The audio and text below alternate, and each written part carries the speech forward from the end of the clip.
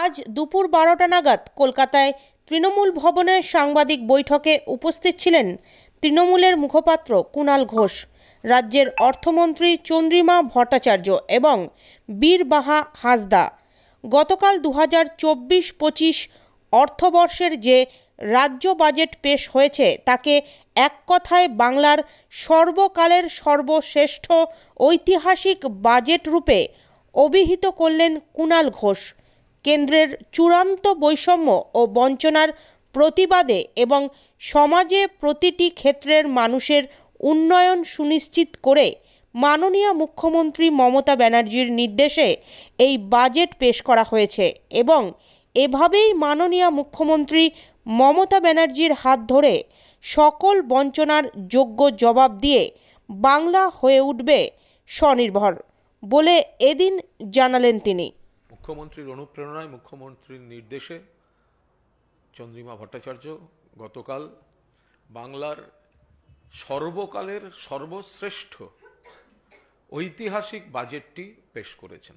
কেন্দ্রের চূড়ান্ত বৈষম্যের মোকাবিলা করে, বঞ্চনার মোকাবিলা করে, চমকের পর চমক দিয়ে সমাজের প্রতিটি ক্ষেত্রের উন্নতিকে নিশ্চিত করে পরিকাঠামো, পরিষেবা এবং সংস্কার, এই বাস্তবমুখী তিনটি দিককে লক্ষ্য রেখে মাননীয় মুখ্যমন্ত্রী মমতা বন্দ্যোপাধ্যায়ের নির্দেশে চন্দ্রিমা ভট্টাচার্য এই বাজেটটি পেশ করেছেন। এবং এই বাজেটে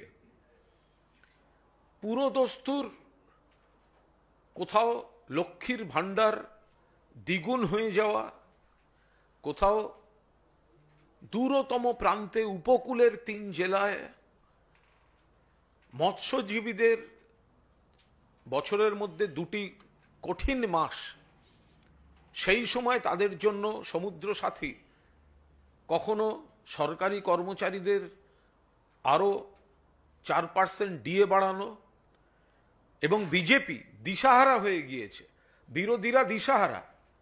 এই বাজেট যেটি মমতা বন্দ্যোপাধ্যায়ের নির্দেশে চন্দ্রিমা ভট্টাচার্য পেশ করলেন, বিরোধীরা দিশাহারা হয়ে গিয়েছে, তারা সমালোচনার কোনো জায়গা পাচ্ছে না, কারণ তারা তো টাকাটা বন্ধ করার কাজ করেছে।